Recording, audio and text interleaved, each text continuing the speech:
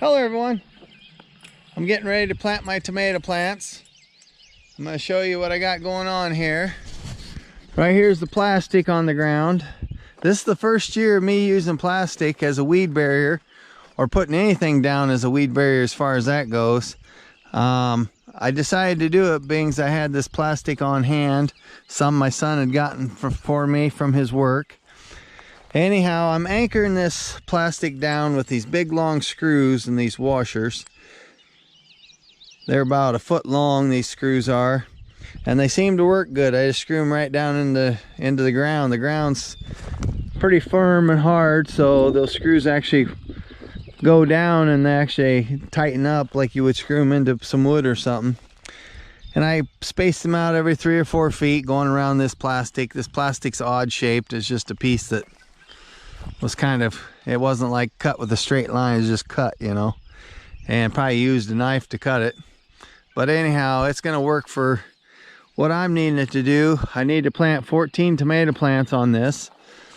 I have 8 Roma tomato plants, 4 celebrity tomato plants, and 2 grape tomato plants. The cherry style tomatoes, but the grape ones. That's what I have for the cherry tomatoes. But anyhow, I have to have room for 14 plants on this. Here's what I'm going to use for tomato cages. These deals here, they're about 1 foot in diameter, and they're really heavy steel. So it's not lightweight wire, it's actually heavy steel, kind of like the material that these hog panels are made out of. Same size stuff. But anyhow, it's nice and strong. I'm gonna use probably a steel post to anchor these. I'm thinking anyhow, unless I get some 2x2s and cut a point to them and drive them in the ground and wire or zip tie it to this cage. But I thought these would work great for tomato cages. It's something that I acquired scrapping over the years. Many years ago, I used to clean up a lot of acreages and farms for people. When they call me and say, hey, I got a bunch of iron and stuff sitting out in a grove of trees or whatever, I'd clean it up, and if there's something that I could use, I held on to it. So I've had these since about as long as I've had most of my kids. I got a bunch over here on the ground. I actually have, I think, a total of 12 of these, and I have 14 tomato plants. So I'm gonna find something else to support the 2 grape tomato plants, and then the aromas and the celebrities will be going in these.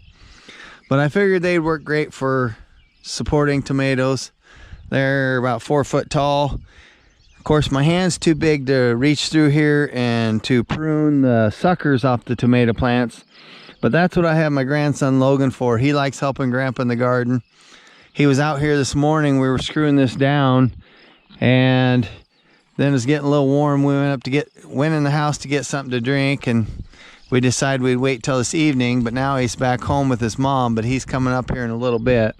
So he may get in on helping me cut holes in this plastic and getting those tomato plants put in the ground. But I thought I'd show you these deals. I think they work good. He'll be able to get his hand through and prune those tomatoes for me. Well, I'm not going to keep you any longer.